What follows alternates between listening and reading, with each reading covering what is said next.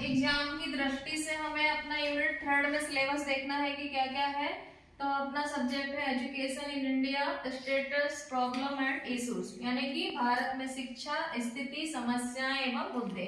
अब इसके अंतर्गत हम देख रहे हैं सिलेबस यूनिट 3 में कि एग्जाम में क्या क्या आ सकता है, हम क्या क्या पढ़ चुके हैं, क्या क्या पढ़ना है और हम कैसे तैयारी करेंगे एग्जाम की, इसके बारे में हमें पूरा देखना है। तो यूनिट 3 है आपकी सेकेंडरी एजुकेशन, यानी कि माध्यमिक शिक्षा के बारे में हमको पढ़ना है। इसके लिए देखो, इसके लिए नंबर 1 इसमें है general AIIMS and objectives of secondary education and structure education, ये आपका। तो इसमें ये बताया है कि माध्यमिक शिक्षा और संरचना में आपको क्या पढ़ना है, आपको पढ़ना है जनरल एम्स और ऑब्जेक्टिव, यानी कि सामान्य लक्ष्य और उद्देश्य आपको पढ़ना है किसमें, माध्यमिक शिक्षा की संरचना में। तो माध्यमिक संरचना की शिक्षा में फर्स्ट पॉइंट में आप क्या पढ़ोगे, माध्यमिक शिक्षा की संरचना में माध्यमिक शिक्षा के क्या सामान्य उद्देश्य और लक्ष्य, इतना क्लियर, ये फर्स्ट पॉइंट में हो गया।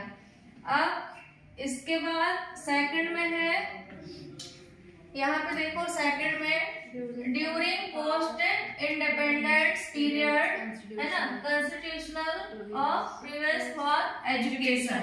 इसमें क्या बताना है कि जो स्वतंत्रता के बाद की अवधि, जब देश स्वतंत्र हुआ था उसके बाद की जो अवधि थी, उसके बाद का जो समय था, उस दौरान शिक्षा के संवैधानिक कौन कौन से प्रबंध किए गए थे।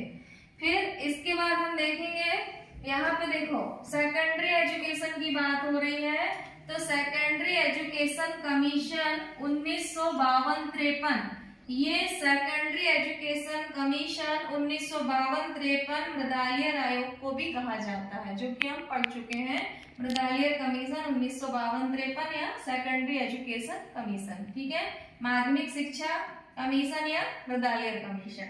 अब इसके बाद देखो एजुकेशन कमीशन 1964-66, यानी कि शिक्षा कमीशन या शिक्षा आयोग 1964-66, जिसको क्या कहा जाता है, कोठारी कमीशन 1964-66। इसके बारे में जो भी अनुशंसाएं हैं, जो भी शिक्षा के बारे में उन्होंने सुधार गुणवत्ता के लिए कहा है, वो हमको पढ़ना है, ठीक है।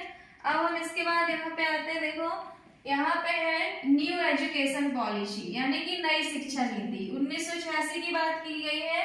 और 1986 जो नई शिक्षा नीति थी, उसके साथ साथ जो प्रोग्राम ऑफ एक्शन 1992 की बात की गई है कि इसी नई शिक्षा नीति 1986 के जो कार्यक्रम के साथ कार्यवाही एक्शन जो लिया गया था 1952 संशोधन किया गया था, ये और क्या सुधार गुणवत्ता और क्या लाई जा सकती है और लागू की जा सकती है। इसके बाद देखो 2 में है different streams of secondary education, तो इसमें ये बोला है आपको कि जो पाठ्यक्रम के संबंध में माध्यमिक शिक्षा है उसके विभिन्न धाराएं हैं। तो माध्यमिक शिक्षा की जो विभिन्न धाराओं के अंतर्गत जो जैसे सीबीएसई बोर्ड है, आईसीएसई है, ये कर्नाटक के एसईबी, इसके बारे में आपको पूरा करिकुलम है, उसके बारे में जो रिस्पेक्ट करिकुलम साथ में जो भी चीजें बताई हैं, इसके बारे में हमें 3 चीजें कवर करना है, सीबीएसई, आईसीएसई और केएसईईबी, ठीक है। इसके बाद आगे चलो, तो जो परीक्षा प्रणाली है उसके बारे में देखना है और इसकी विभिन्न धाराओं के बारे में देखना है। अब इसके बाद 2 पॉइंट और देखेंगे इसी 3rd यूनिट में, जो कि हम आगे देखते हैं, ठीक है।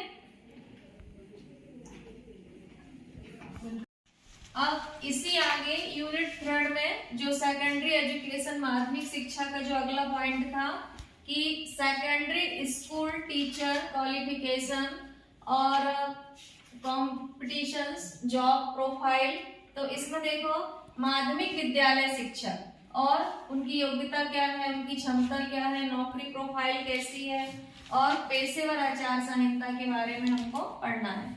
इसके आगे 4th पॉइंट में rule of secondary school teacher in India, तो इसके लिए आपको पढ़ना है उभरते भारत में माध्यमिक विद्यालय शिक्षक की भूमिका।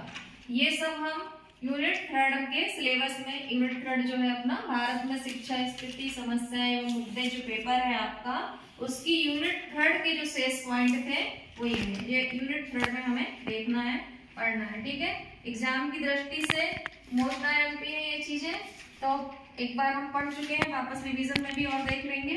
ठीक है, थैंक यू। अगली यूनिट फिर एक और है अपनी, उसको देखते हैं।